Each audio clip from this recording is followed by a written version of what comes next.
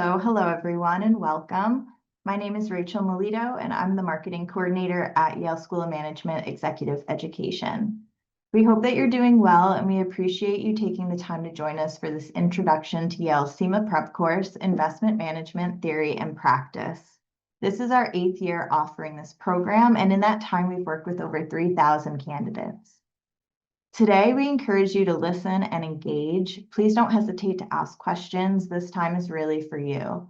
Our program director, Jim Dobbs, is very knowledgeable, and this is a great opportunity to pick his brain. To ask your questions, please use the Q&A button at the bottom of your screen. And if you have any technical issues, please send those directly to me via the chat. Now to introduce our program director. Jim Dobbs is CIMA certified. He is also CFP and CPWA certified. He was a financial advisor for 25 years and ran his own RIA practice before retiring to work full-time in his financial education company. Jim has worked with different certifying bodies and universities for the last 20 years, helping build and manage financial certification programs. More importantly, though, Jim has had extensive experience with the Investments and Wealth Institute. He personally helped create the CPWA certification and has served IWI in many roles, including as chair of IWI's Technical Advisory Board. You will see he is passionate about what he does. Jim is committed to success, and he measures his success based on yours. Please welcome Jim Dobbs. Well, thank you very much, Rachel, and welcome everyone. For the next hour-ish, let's talk about CIMA. What is this certification? What is this designation? Who's it for? What does it take to earn it? What does our program look like at Yale if you choose to come through us to earn your certification? As Rachel mentioned, feel free to put your questions in the chat queue there so we can take those along the way. It's really not the idea for me to talk for an hour. I just want to give you some pertinent information and answer as many, maybe all of the questions that you have for us. So don't be shy. Go ahead and put those in, and we'll tackle those as we move along. Now, Rachel mentioned it, and I think it's important. As an advisor myself for a quarter of a decade, I was in your boat too. I was in practice, had my own business in those years while I was studying for these certifications. I think CFP, when I did it, I did not have my own business yet, but all the other ones, including CIMA and CPWA, I did. So I know time is at a premium, so we built this product, this program, to be as streamlined and as efficient as possible. I'll talk a little bit about that and how many hours you may need to study to earn your certification. Hey, before we get started in that, let's just talk about IWI, Investments and Wealth Institute. They are your certifying body, right? So at Yale, we provide a non-academic credit executive education course through Yale School of Management and the test prep that you need to pass the certification exam. And we've got a pretty nice pass rate. You can go to IWI's website and check out the pass rates there. Those are largely driven by us because I think it's about 2/3, maybe 70% of all CIMA candidates choose Yale for the process and moving through. But IWI, if you haven't been to their website, you need to go there because you'll be working with them after you're done with us at Yale to maintain your certification, just like I do, to get my continuing education credits every 2 years, to pay my ongoing certification dues every 2 years. I work directly with them. So you will too. They've got the 3 certifications, including CIMA, of course. They've got over 20,000 members, so they're not small anymore versus 20 years ago or so when I kind of came on the scene at IWI. But one thing that attracted me to them is just the quality and the depth of their content.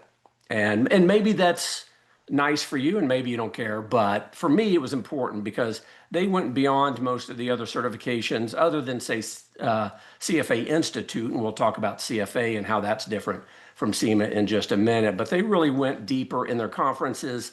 They've got 3 publications they're really kind of a combination of academic and practitioner journals, which I appreciate. The straight academic journals are hard for us mere mortals to read and comprehend, but they've done a unique job of blending the two, and that really attracted to me to them so many years ago. But if you're not familiar with them, go ahead and check them out. You'll need to do that for sure.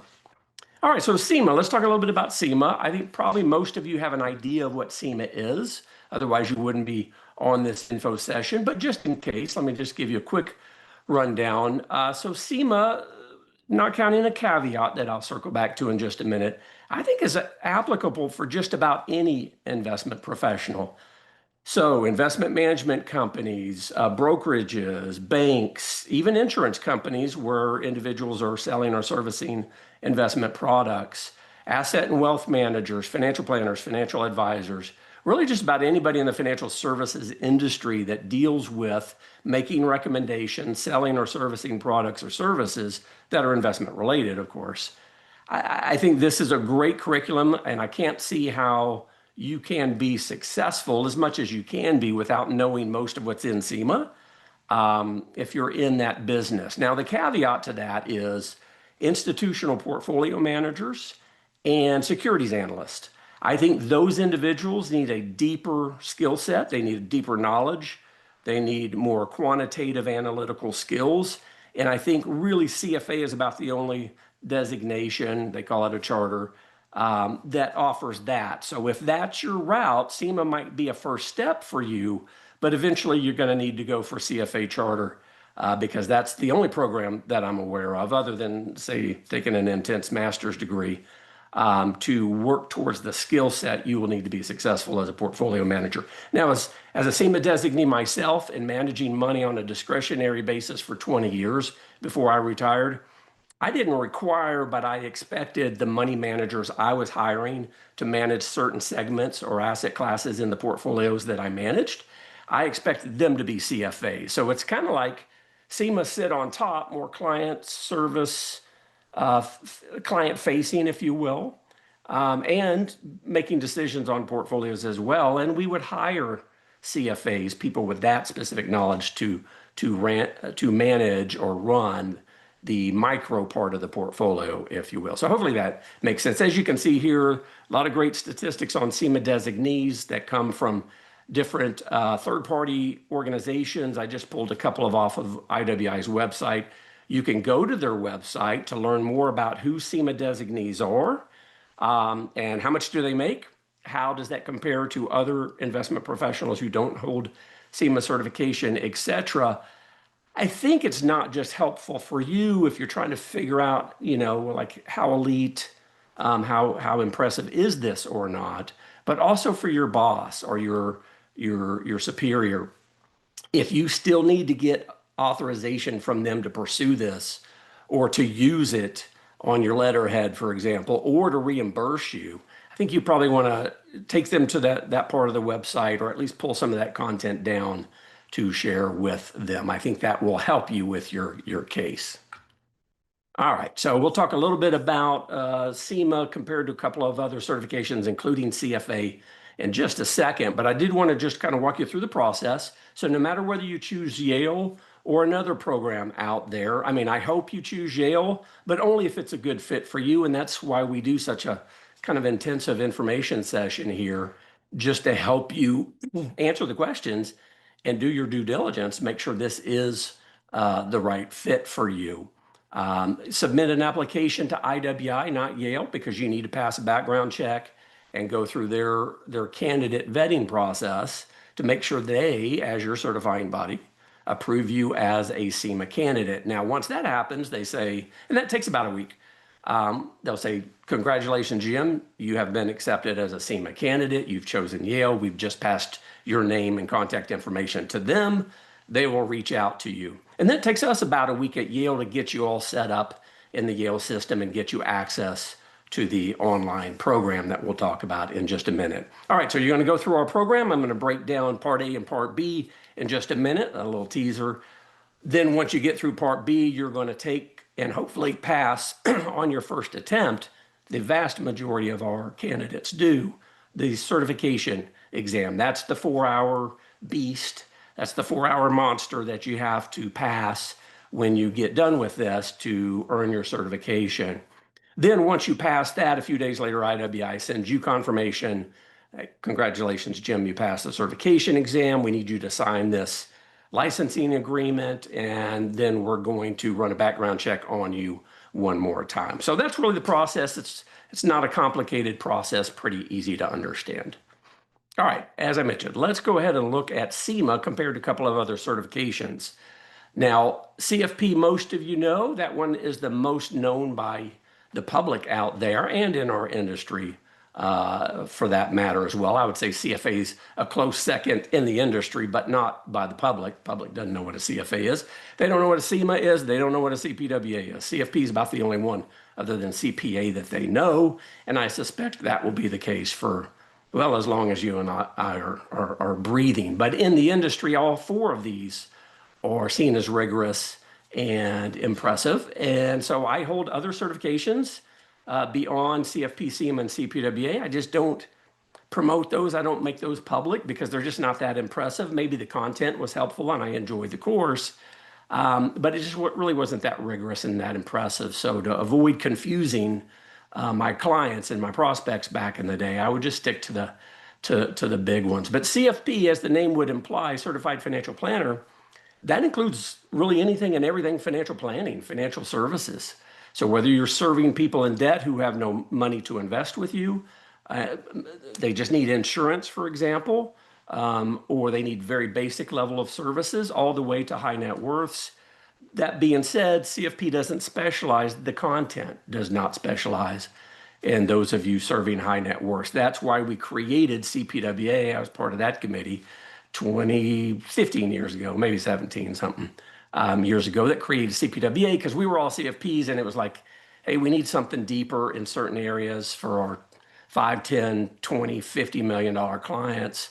So that's how CPWA kind of was formed. That one then is also not just investments, it's tax, it's estate planning, it's asset protection. It's all those things that your decamillionaire and up clients care about. CIMA is just in one silo, right? It's just investments. Certified Investment Management Analyst. They probably could have used advisor because a lot of CIMA candidates and ultimately CIMA designees are more like advisors, not analysts. And as I mentioned before, CIMA candidates come from every part of the investment world that you can think of, including investment management wholesalers or salespeople. We have, I want to say about 30% of our candidates come from that world. So certainly not a majority by any means, but I would say a noticeable representation there. And then CFA, as I mentioned, that's the granddaddy of them all. And as you can see, it takes about 4 years. Why? Because there are 3 really challenging exams, and most CFA charter holders fail at least one of those exams at least one time along the way. So that one's the most challenging because of the amount and the level of the content and the rigor of the exams, in my opinion. Now, don't get me wrong, CFP, CIMA, CPWA are all rigorous and those exams are all tough. It's just it takes longer for CIMA and CPWA, for example, than say CFP by 2/3. It's just 6 months versus say a year and a half for most CFP candidates because there's not as much content. So it's challenging content and the exam's tough, but there's just not as much content. So for those of you who hold CFP like I do, that designation, this is most likely for you going to be just a deeper dive into investments than you got if you just took the one study course that covered investments in your CFP program. Now, look, don't get me wrong. If you took a master's level degree program and you took 4 investment courses in that CFP approved registered education course, then you probably did more than we're doing in CIMA. But most individuals, including myself, only took 1 investment course in their CFP studies. And now it's time to go deeper, tighten up that knowledge, if you will. 3 years is the minimum work experience, as you can see right in the middle of the page there. But IWI, like a lot of certifying bodies, will allow you to begin that process, the certification process, no matter where you are in the journey. So even if you're day one of being in the investment business, you could start your CIMA certification journey. But the 3-year work requirement is one of the requirements. Therefore, you could finish You could apply, get accepted, come into our Yale program, pass our online executive education course, pass the CIMA certification exam, and then have everything knocked out, but then you'd still need to wait to use the marks, the CIMA designation, until you hit your 3 years. So hopefully that clears that up. That's usually a pretty common question. Only one exam now, used to be two, only one exam now for CIMA certification. And again, as I mentioned before, there are ongoing dues and continuing education credit requirements, and you're on a 2-year rolling basis in that regard. Before I forget, just in case nobody asks, for those of you holding multiple certifications, even beyond what you see on the page here, most certifying bodies, not all, but most, including CFP Board and Investments in Wealth Institute, allow you to double, triple, whatever dip. So for example, I have my requirements for these 3 certifications, but I'm not doing 40 hours every 2 years for CIMA, plus another 40 for CPWA, plus another 30 for my CFP designation. I'm doing about 40 to 50 hours every 2 years and applying them to each one of these. Sometimes there's not the crossover and acceptance across all of them. That's why I say maybe it's 40 or 50 hours. But the point is, you're going to be able to use, if you stay within pretty generally favorable requirements, if you will, as long as you stay in those rules, you're going to be able to use your 1 CE hour credit across a number of these certifications. So hopefully that helps you with that if you're already thinking ahead in that regard. All right, let's talk about curriculum, and let me kind of just hit the high points, make you a little bit of an offer, and then we'll see if we've got any early questions. But again, feel free. Everything's on the table here. Don't be shy. Go ahead and ask those questions. I think this is critical. There's a 5 or 6 page document I'll show you in just a second that I want you to review yourself if you haven't done so already in considering, is CIMA the right certification? Hopefully I've already built the case to some degree that Investments in Wealth Institute takes this very seriously. CIMA is accredited. It's one of the very few financial certifications that is accredited at the highest level. There is a certifying body for the certifying bodies, if you will, and they've gone through that process, did that many years ago for CIMA. But the content's just as important. If the content's not going to help you in your practice right now or just around the corner or help you get to the next level, then at 100+ hours, and we'll talk about that in a minute, I don't think it's probably worth it for you at this time. There may be something else from an opportunity cost standpoint. And I think having been in the business and gone through the path that many of you are going through, time is your greatest asset. So opportunity cost is huge. You got to really make sure this is something that you want to do from a content standpoint. As I've been jabbering on here, you can kind of see the main outline. I like the way they've set this up. They change it every 4 or 5 years. We went through that change about 1.5 years ago. So it'll be another 2.5 years before we see changes to the curriculum and the exam again.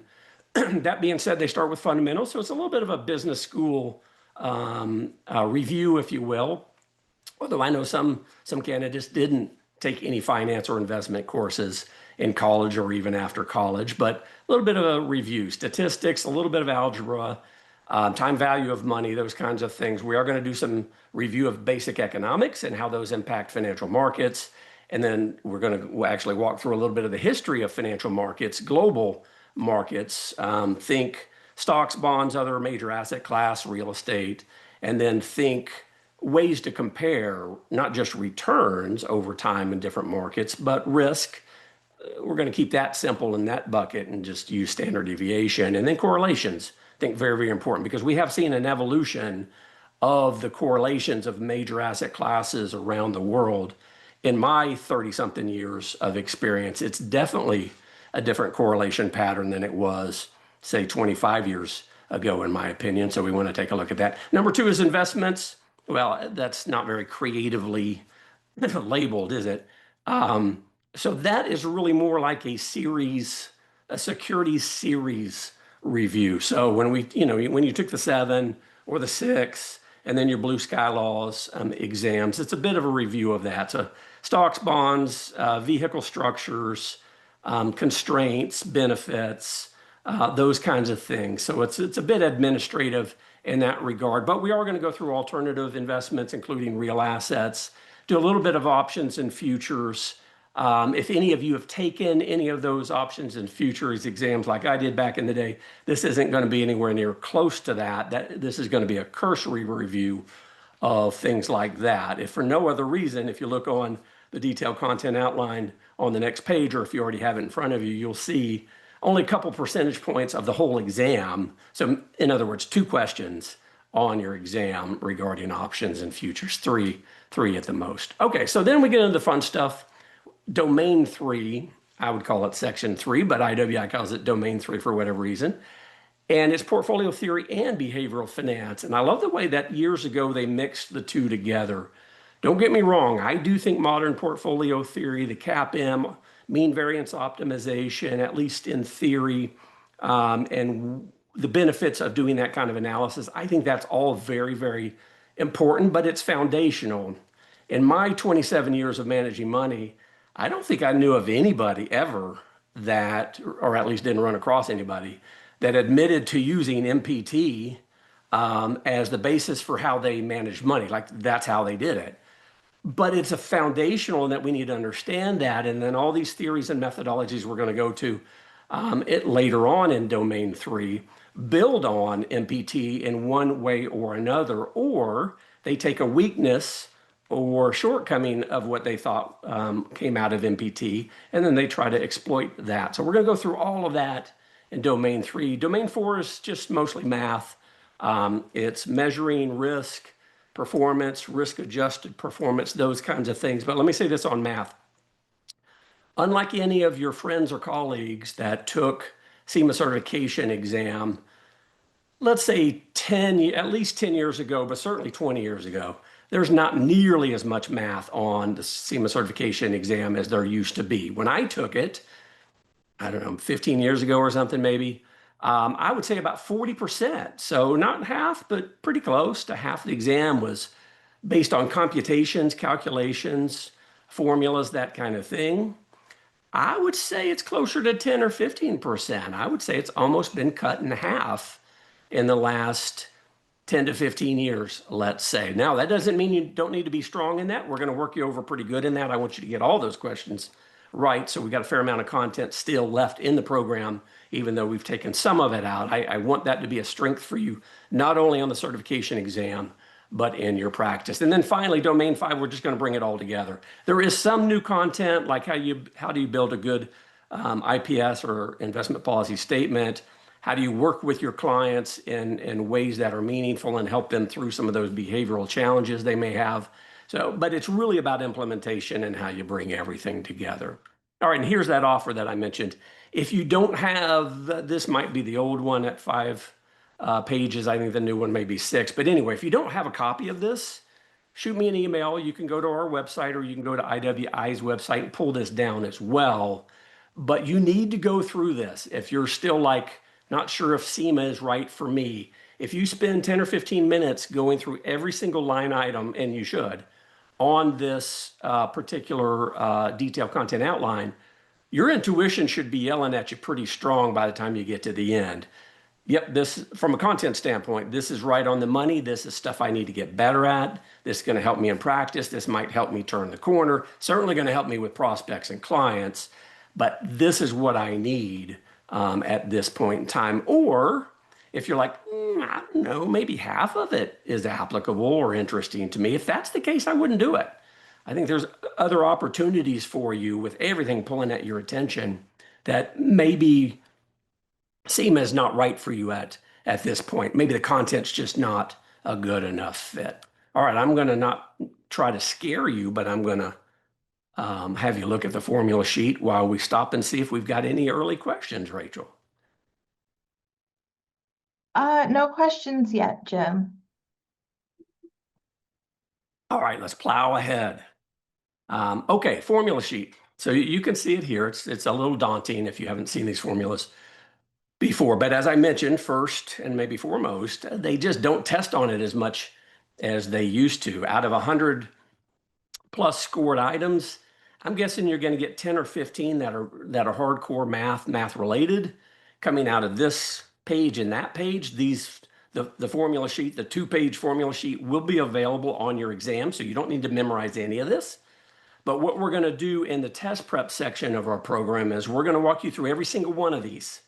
I want you to see descriptions, notation. What does the notation mean? Sometimes it's a little confusing. And I want you to practice with practice problems, practice questions, if you will, so that, no matter, let's say they ask you 15 math-related questions and 10 of them are right off the formula sheet. I want you to know where it is on the formula sheet because you're so comfortable with the formula sheet. That's the idea there. We've got a lot of great aids in our program, including one old workbook from IWI that they don't publish or put out there anymore. But when I took it, it covered most of the math I saw, even at 40% of the exam. Students today say the same thing.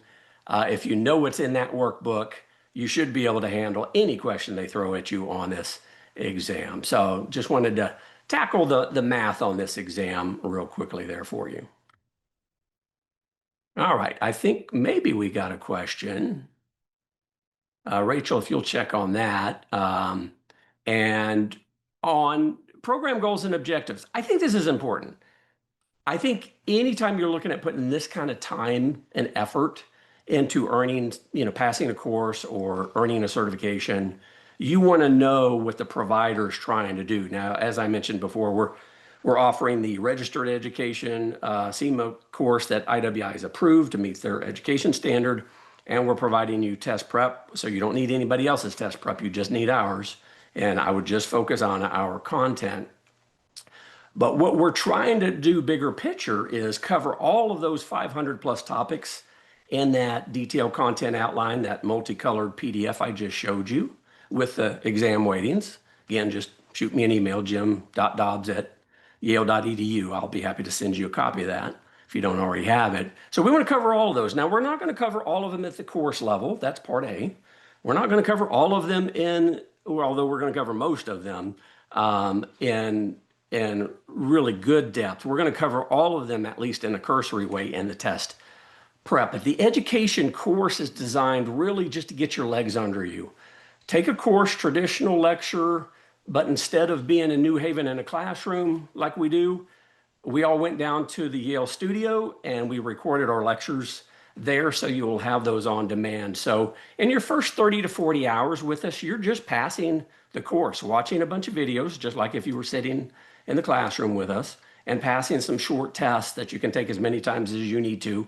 And the answers come right out of the lectures, so it really shouldn't be that hard to go back and find what you missed. And we actually give you some ideas on how to do that on the course homepage, the syllabus, and the announcements in your first week of coming to us. Number 2 is, to me, the most important. It is definitely the hardest to measure, arguably can't measure it, so maybe it's not a SMART goal as we were all taught to create years ago.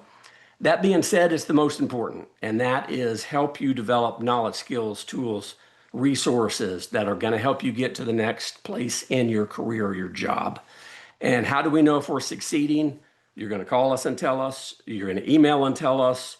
We're going to see you at IWI and other conferences, which is kind of fun to go to because that's my one way I get to see you guys in person. And then you tell us, wow, not only did I learn a lot, and in some specific areas I knew I need to get sharper in, but man, my confidence has gone up. So I can bring in more better prospects as clients, or I can service those clients better. So to me, as the designer of the program, I think it's important that you know that's my number 1 goal right there in the middle. And then last but not least, of course, again, I was in your chair once too. As you go through the program and as you get into test prep and get closer to taking the certification exam, it's going to be all about the test eventually. Now, the whole thing is not, but as you get closer, absolutely. The test prep is meant to just walk through the 500 topics and tell you what I think you may need to know and what you probably aren't going to see on the test. And I'll talk about that in a minute. All right, so just some nuts and bolts. It's about $6,000. So it's not super expensive for a financial certification, but it's more expensive than most, in part because you do get to go through a Yale process to earn your certification. It's just the education component and test prep. But it is Yale, and then you're going to have a relationship with Yale for the rest of your life, which I think is pretty cool. Now, there are constraints and rules for how you cite your relationship with Yale. That, like, you can put it in your Vita, your resume, online, in your LinkedIn bio, as long as you reference the course that you went through, and thus that's your relationship with Yale. But pretty cool, I would say, that you're going to have this association with Yale. But that's all inclusive. So again, you don't need to buy anybody else's test prep materials, as you'll see in our discussion board once you get into the test prep. Student after student saying, you know what, I looked at the IWI material, I looked at the Wiley material, having now taken the test, just focus on the Yale material. If you can nail that down, you really don't need to look at the other material. No official start date. So we have ongoing registration. And I did that on purpose in that I wanted you guys to be able to start this whenever you want. Having been a busy practitioner once back in the day, well, sometimes I could predict what my client load would be and my managerial responsibilities, where they would fall in the year, but sometimes I couldn't. And so I wanted you to have full control over when you come in. So it's not like we're like, first quarter, you got to register by then and start by whenever. Nope, you're just going to start whenever it works for you. You're going to have access to our content for a whole year. And it shouldn't take you a year. IWI says 6 months. Remember that chart that we started with? For most of our candidates, it's 4 to 5 months once they get started. And the record is 14 days. We've had 2 candidates finish the entire thing, including pass the certification exam, literally on their 14th day. Like, log in to the Yale course day 1, take and pass the certification on day 14. Now, I'm not encouraging you or challenging you to do that. My point is, you've got as much time as you need within that year. You can buy additional access for another year, but you shouldn't even need to do that. And every once in a while, this happens. So we'll have a candidate, they get in, they think the timing is good, and then boom, they get transferred, or they take on a new associate, or they have to replace their assistant, or whatever. Or maybe they just took on a whole lot of new clients. That's great. And then they put their CIMA studies off to the side, and then they look up and they're in their 11th month. Well, even if that happens to you, all you really need to do is pass those 11 short tests online and then download all of our study material. You can study off your own hard drive. We don't have any problem with you doing that as long as you don't share it with anybody. And so 1 year is more than enough time for really all of you in theory. But if you get into that crunch, there's a way around that as well. But if your firm's paying for it and you're fine, I'll just pay another $22.50 and stay online in the actual course and the study prep material, then you can do that too. So really up to you. Okay, so I've already talked about a few of these things, but let me just kind of nail these down. So ongoing enrollment, it's all about timing. You're going to start when you're ready. You're going to move through this material as quickly or as slowly, well, within a year, right? As you want to. And I did that, having done a lot of these programs, including online, before I set this one up. You guys are a bit all over the place in terms of where you are in your practice and your knowledge and skills coming in. I didn't want anybody to be slowed up that wants to move through it on the fast track. Like, let me just knock this out in a month or two. Fine, go for it. I didn't want those individuals, people who are new to the business, and it's like, I've never even taken an investment courses. The CAPM, what is that? So both individuals needed to be in our program and comfortable. So the only way to do that was to make it asynchronous. So it's fully on demand. Now there's a lot of guardrails, a lot of best practices. We even give you study schedules if you feel like you need a little bit more direction and focus, if you will. But you're going to move through at your own pace. As I mentioned, you can download, copy, save, and print everything. Just don't share it with anybody, and we're good with that. And as long as we don't see our information out there easily online on a regular basis, we're going to continue to allow our candidates to do that. So the bottom line is you're just going to study whenever and wherever you want. You could download all of the video lessons as an MP4. You could convert them to MP3 if you just wanted to listen to them, or just watch them on your phone or whatever. So you really don't even need to be online other than to download and to take those 11 tests that I mentioned to pass Part A, which is the course. All right, I'll stop there and see if we've got any questions. Yes. So someone shared that they were hoping for a comparison between our Yale program and the Chicago Booth program. Yeah, it's a great question. So I taught at Chicago Booth CPWA program. I was the original program director there. So I know Kathleen and I know most of the people over there. Clearly, I am biased and I have no objectivity whatsoever. I think Yale is a great program. I think the one type of individual that might benefit from Chicago compared to Yale could be somebody that needs to be on a tighter time constraint. Like you need to get things done in these certain weeks or months. You need to come online. You need to join a live session. They have a bit more structure in that regard.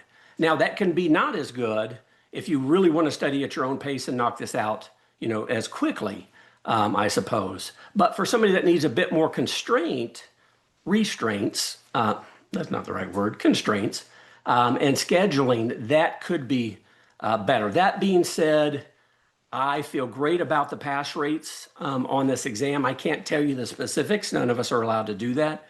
But again, you can go to IWI's website and check that out. And clearly, since most people come through Yale, we're driving that pass rate. I only wish I could tell you what our pass rate is, and I'll leave it at that. But I think that might be the one thing that jumps out at me as a differentiator for Chicago versus Yale. I do think we have the most in-depth coverage. I have almost no doubt that we have the most comprehensive test prep. Okay, so hopefully that helped. Okay, and then let's see, we have a couple questions here.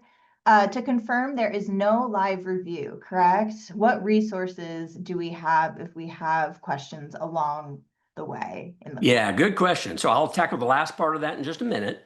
The first part of that is, no live sessions. We used to do those when we beta tested this in the first 2 years or so. And the challenge was nobody showed up. I mean, we might have 100 people.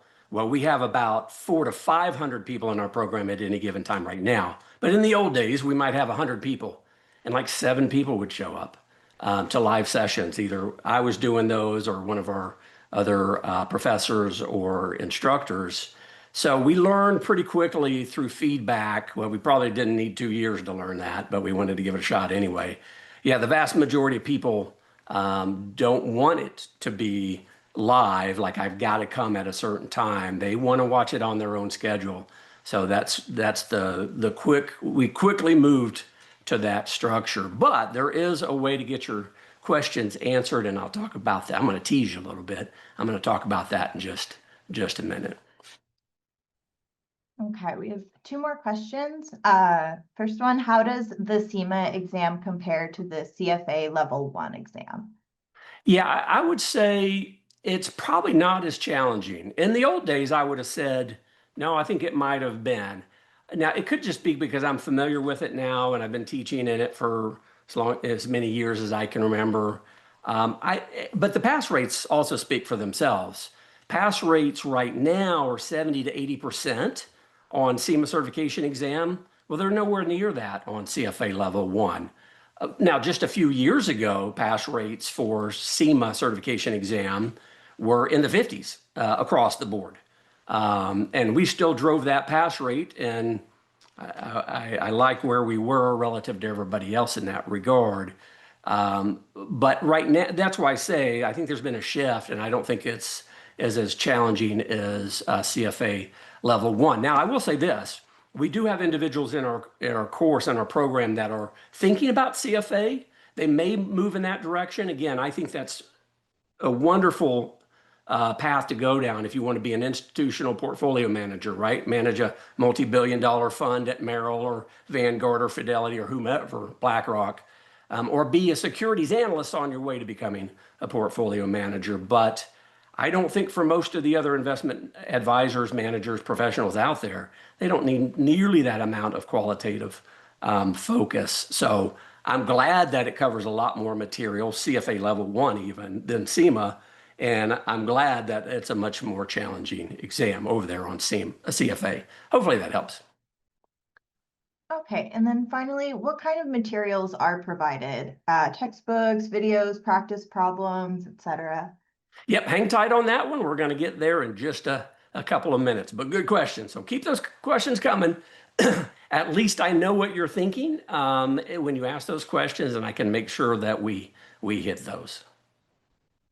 Is that it for now, Rachel? Yes, that's Okay. Okay, so as I've been again just talking here, you've been able to study this, and you see there's a range. So I think 100 to 200 hours easily covers the majority of you as candidates. I think plenty of you are going to knock this out in less than 100 hours if you're really focused, you have some experience, you've taken some investment courses before. You probably aren't going to need 100 hours, but 100 to 200 is a safe for the big part of the population-based curve, if you want to think of a bell-shaped curve in that way. Plenty of our candidates get through in less than 50 hours.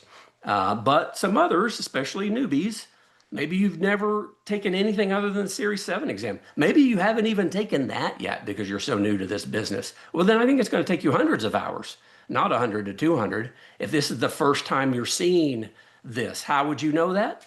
You just go to the detailed content outline, that multi-pager, and go through the specific line items.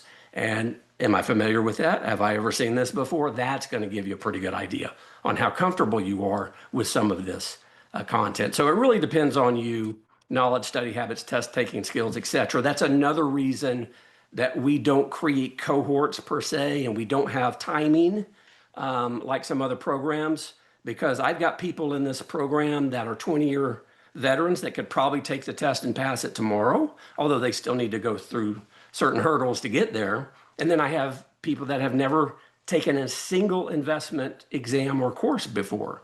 And so I need to be able to let you guys move through at your own pace. That's really, really important. I think that's why a lot of people choose us. Although that being said, Kevin, or Director of Student Services, just told me in our ops meeting a day or two ago that we're up to just about 50% of people who are coming to the Yale CIMA program come to the Yale CIMA program because a friend or a colleague took the course, got their certification, and recommended it.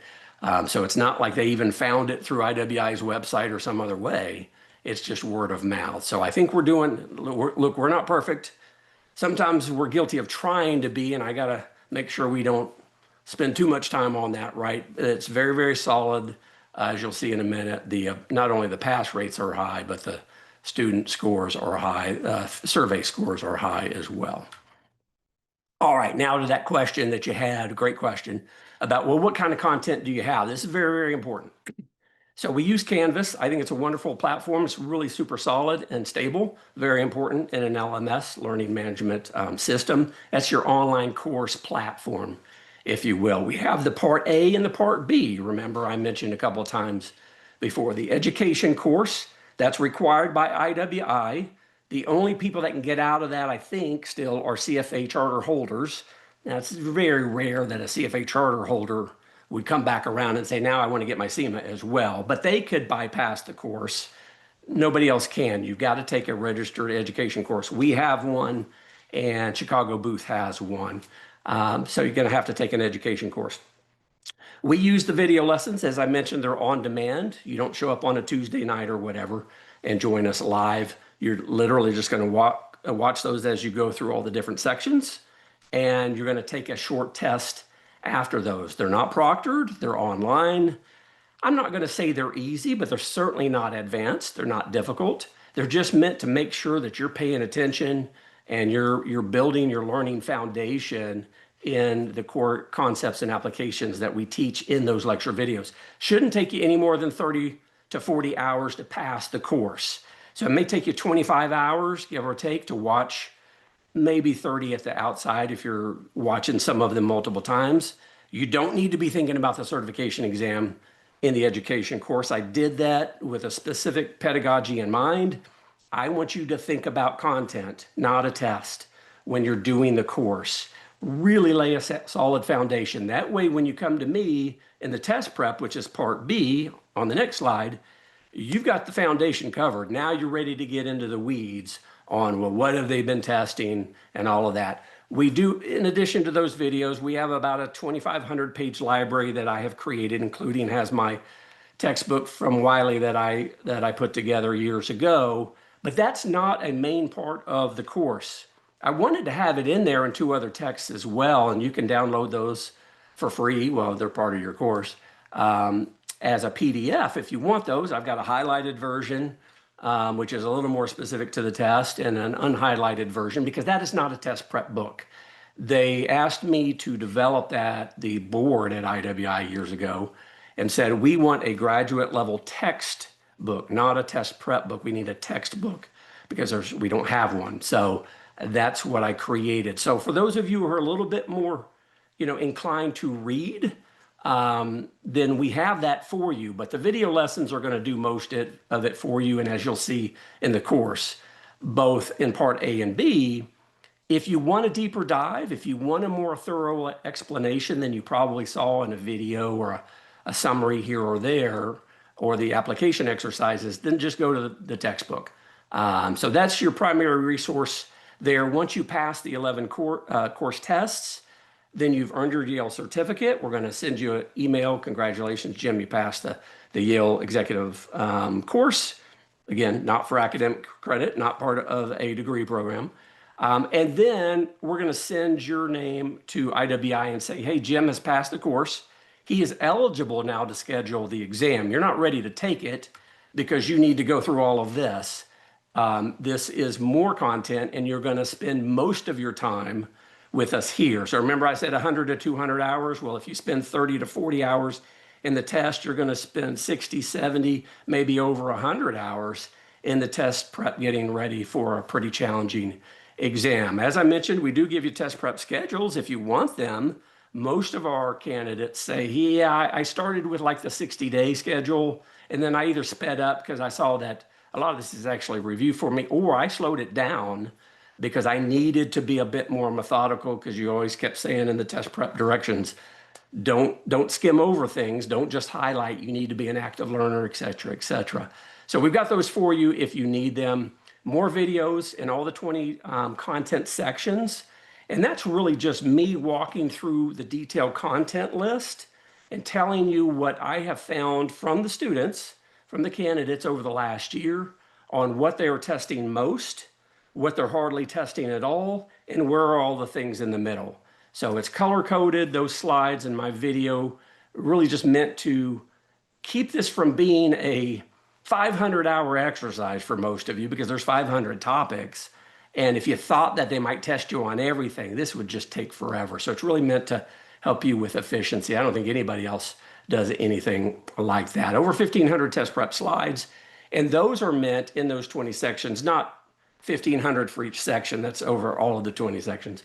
That's my heads up on high, mid, and low probability for you to see on the exam. And in those slides, it's reading summaries so that maybe you don't need the detailed dive in the textbook because it's going to take you a few minutes to get there, and then, I don't know, 5 or 10 minutes to read it. So some of the key reading summaries to help you nail down some of this, in addition to my slide summaries, which go over what is this concept or application, give me an example, maybe give me a practice question. Speaking of practice questions, over 1,000 practice questions. I think I want to say it's around 1,200 now, between the practice sets, which you find in the 20 content sections, and multiple mock exams with different questions as well. And then lots of different ways you can take practice runs on these questions so you don't have to see things over and over again in the same order and that kind of thing. So that being said, the last thing I'll leave you with there for sake of time is this is not like a low-level designation in terms of difficulty. This is not like most of the securities exams I took. There were a couple that I took in 20-something years that were challenging. Most of them were not very challenging. And all you really had to do was have a good memory and a good test prep provider, because they didn't seem to change the questions that often back in the day. Maybe that has changed, but My point is, memory and recall will not get it done on this exam. You are going to need to understand not only the concept, but be able to see it in an application form, and they're going to test you on that. So I really need you to use all of these resources, even the readings. Maybe you don't spend tens of hours in the readings, but occasionally, if something's highly tested and from the slide summary and videos and lecture, you just don't get it clearly, then dive into the readings. But you need to use all of these resources, which is going to use a bunch of different parts of your brain. You're going to better understand it and not just rely on, oh, can I remember it on the test? Well, only if they ask it in almost exactly the same way, which is not going to happen, then you're going to be in trouble. So I want to make sure that my practice sessions with you, if you will, are harder than the game you're about to play in. That's the method to the madness in that respect. And I think the outcome is reflected on the nice pass rates.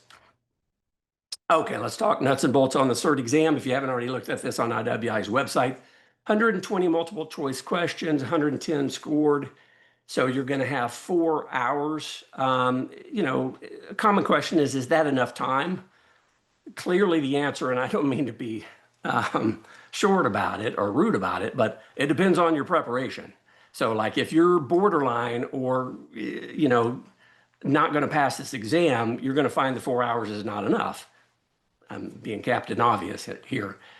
What most of you report back to us is, now again, we have a pretty nice pass rate, so the vast majority of our candidates do not have to take this more than once. They report taking about 3.5 hours to get through all 120. And then you've got this option, as I talk about, and I tell you in our practice, that you should use it. Record and review, just like you saw in some of your securities exams probably. And so maybe you tagged 20 or 25 questions that you come back to in your last half hour if you have that much time. You won't know the 10 beta unscored items. All these exams, CFA, CFP, et cetera, FRM, they all have beta unscored items. They're just testing out whoever their board or certification commission is, they're just testing out items to see what the actual results would be before they put them in. So as you can imagine, you're going to answer all of those 120 as if they're scored. And I think it's safe to say that a few of them, as you'll see in the test prep, it's like, yeah, if I get something on that wasn't in their content outline, and Jim said he hadn't heard of it being tested, that's probably a beta unscored item. So some of them will be obvious to you. Look, you do need a calculator, a financial calculator. Statistical calculators are not allowed on this exam. You could go to tvmcalcs.com. You also want to go to the candidate handbook. If you send me an email asking for the content outline, I'll send you the candidate handbook as well. It's got a list of all the approved calculators on it. The HP 10B2 Plus and the Texas Instrument BA2 Plus, those are the most popular. But you could go to tvmcalcs.com. Not only does he have 15 or so examples of using specific calculators to calculate present value, cash flows, uneven cash flows, those kind of things, but he has a page where he says, which exam are you taking? CIMA, CFP, CFA, etc. Here's what I recommend for that exam. So spend maybe half an hour and an hour if you're not feeling great about your financial calculator skills before or early on when you come into our program. I think that will help you tremendously in our program. All right, where's my help? I think it's the last of the questions I left unanswered before. This is meant to be self-study. Now, you're not on an island, but it is meant to be self-study. It's not priced or developed as a academic program at Yale. So we have to put some constraints on it, and I'll come back to that in a minute. But if it's an administrative question, I forgot my login, what's the URL again? How much time do I have left? Things like that. You have our staff and Yale staff available 8 to 5 Eastern, Monday through Friday for that. Canvas Tech Help is 24/7. So like if you're up late at night and your videos don't look right for some reason, it's almost never a Canvas issue. I'll just tell you that, having dealt with them for a decade now. But maybe you switched operating systems, or you're on a personal or a business computer and you weren't yesterday or whatever, but they're available 24/7. I would strongly recommend using our discussion board, not only to create study groups, as you'll see, there's a whole thread just for that, introducing yourself and seeing if you want to hook up with anybody to do joint study. But that being said, I leave questions in each of the 20 sections that I think are good and solid, pertinent, as an FAQ. So, like if you've got a question on the security market line, you just can't figure out what exactly that is, even after the videos and some summaries or whatever, just go into that section, do a control F on your keyboard or however you want to search the PDF, and go find the SML and read about it, or go into the slide deck and refresh your memory. You could go in the discussion board, again, control F, and it'll pull up if whatever I mean, if it's been referenced, it will pull that up to help you get there faster. So you'll learn some of those things as you go along in the program, but the discussion board is pretty active. I would say it's very active, and Eric and I are in there on a weekly basis to help you guys out. That being said, there is a limit on the content related questions. So I don't mean, are you studying the right thing? I'm studying this more than I am that. Is that okay? No limit on those kind of questions. I want you to have a good plan and feel confident in your plan. So no limit there. You just reach out. We'll either handle it by email, phone, Zoom, whatever we need to do. It's the content related questions. I need you to learn how to solve most of your own issues, because all the materials there, we've been doing this for many, many years, thousands of successful candidates now. It is there. You need to learn to solve it yourself, most of it anyway, because on the exam, we're not going to be there to help you. You're going to have to use your own skill set. So we came up with this 12 question limit. It was about 10 years ago, and we beta tested it out, and hardly any candidates were asking even 12 questions. So right now it's under 5% of our students or candidates are asking up to their limit of content questions. What is content? Can you explain how the CAPM might be tested on the certification exam? I'm really struggling with this piece of the economics, relative performance, comparative and absolute advantage, that kind of thing. That's a content related question. And you get 12 of those. And I encourage you to use all of those questions, but you just want to use them judiciously. And again, study plan and strategies, study strategies, none of that is limited. I want you to have a good plan. That's really, really critical for you, not only to be effective, but to be efficient. All right, just a couple other things for sake of time. You can read more about the faculty, outstanding faculty. Toby's awesome. I've been working with him for over 20 years now, not just in this program, but other programs we put together, designation and not designation, and conferences and advanced courses and that kind of thing. He is our lead Yale professor. He's going to do most of the heavy lifting for you in the videos, and you can go see a little fireside chat with him. He really talking about anything content related, but that just gives you a feel for Toby's presentation style. And hopefully that will cement for you that, yeah, I think I could listen to many hours of lecture from this guy. I'll let you read through our feedback. We take it very seriously. Again, we're not perfect, but we're constantly trying to make sure we're in the high 4s out of 5 on really all of the most relevant things that we survey you guys on, and it's about 30 something. So anyway, proud of that, but always working on that. And then how to get started. You can apply for candidacy through our website or IWI's. It takes about 2 weeks, as I mentioned before. They're going to take about a week to approve you as a candidate. It's going to take us about a week to get you set up at Yale. And then here's Rachel's contact information and mine one more time as well. Okay, so with that, I think we're right on the number here. But if Rachel is, I'm happy to stick around for a couple of minutes and answer any questions if we have any questions. Yeah, so there are 2 questions here. So the first one is, if a student fails, how long do they have to wait before they can retake the exam?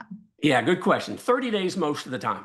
Sometimes they'll waive that. I don't recommend taking it immediately. We actually have, believe it or not, again, this is a minority of our students, but we have a what to do if you didn't pass your first attempt. We have a restudy schedule, if you will. So you want to do that, and then pay attention to some things that we draw out to you as you go back and remember what you can about the exam. And so I think 30 days is actually a good thing, because I wouldn't want you to rush back in and take it and fail it again. Again, it doesn't happen to very many of our students, but it's 30 days. Good question. And then the last question is, are there designated exam dates like the CFP or CFA? Great question. And then I'm going to hit another one, even though you didn't ask, but some people do. So timing, no, it's available all year round. Used to not be the case, but it is now. So as soon as you pass our course, you're actually eligible to go sit for the exam. You wouldn't want to do that, as I mentioned before, until you go through our test prep. I know there's a lot there, but you have all these different ways to assess yourself in all 20 sections, not even counting the mock exams. Get through enough of that to be scoring high enough, and then you go sit and take your exam again anytime. The caveat to that will be if you test in person as opposed to at home, which you can do. I generally don't recommend, and you'll see why in the test prep material. But if you go down to a testing center, it's going to be based on, do they have a seat for you on the day and time that you want? So, you'll need to plan that out well in advance. I don't mean necessarily months, but at least weeks in advance to make sure you can get a seat. The other thing that I wanted to mention on exams while I've got you is we think the pass score is about 77, maybe 76, right in there. Right now they use modified NGOF, which really just about all the certifying bodies, the legitimate ones, use. So they're not going to tell us what the score is. If you fail, they're going to tell you, oh, sorry, Jim, you didn't pass. Well, they won't say sorry, but you didn't pass. You got a 75. You got a 68 or whatever. They will tell you what you got. If you pass, they just say, congratulations, Jim, you passed. So I can't remember the last time I saw a 76 or a 77 that said fail on it. So it's pretty simple deduction there over all these years. I think that cut pass score sitting probably right around 76, 77. So we have you go for 80 in all of your practice sets. And the thing I wanted to bring up is you don't have to, let's say it's 76% you got to get right. You don't have to get 76% right in each of the sections. It's on the whole. So just wanted to clear that one up for you as well. Good question, though. Thank you. All right, looks like that's it for questions. All right, thanks, guys. I hope that was helpful. If you have any questions or want to talk about something personal, reach out. I'll be happy to help. Rachel, back over to you. Okay, thank you, Jim. And thank you to everyone for joining us and for submitting all of your questions. For more information, you can visit our website, and I will pop that into the chat right now. Or you can reach out to us directly with any additional questions. This webinar, including the video recording and slides, will be shared via email in the coming days. While we hope to see you in our program, we truly hope that you find a program and a path that's the best fit for you. Thank you again for joining us. This concludes the webinar.